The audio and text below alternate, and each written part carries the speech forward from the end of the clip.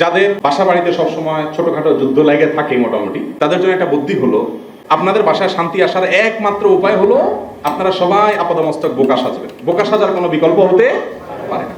বাসায় পণ্ডিত যারা সাজে তারা কখনো ভদ্রলোক হতে পারে না। ভদ্রলোকরা বউয়ের কাছে বিড়াল সাজে আর বাহিরে বাঘ থাকে, আর অভদ্রলোক আর ছোট লোকরা বাহিরে বিড়াল থাকে, বাসায় বাঘ সাজে। মহিলারা উল্টাপাল্টা করবে, অযৌক্তিক কথা বলবে, মেজাজ গরম হওয়ার মতো কথা বলবে, তারপরেও ওইটাকে হাসি মুখে বরণ করে নিতে। ওই যে সার্টিফিকেট লাগবে তো আপনার, ঠেকা আছে তো, ঠেকা যে কিচ্ছু করার নেই। জান্নাত পাইতে হলে, আল্লাহর কাছে ভালো থাকতে হলে, আল্লাহ নবী সাল্লাল্লাহু আলাইহি ওয়াসাল্লামের চোখে ভালো থাকতে হলে এই মহিলার সার্টিফিকেট নেওয়া ছাড়া কোনো পথ খোলা নাই, কোনো পথ খোলা নেই। এই জন্য তার কাছে ভালো থাকার জন্য যা দরকার তা করতে হবে।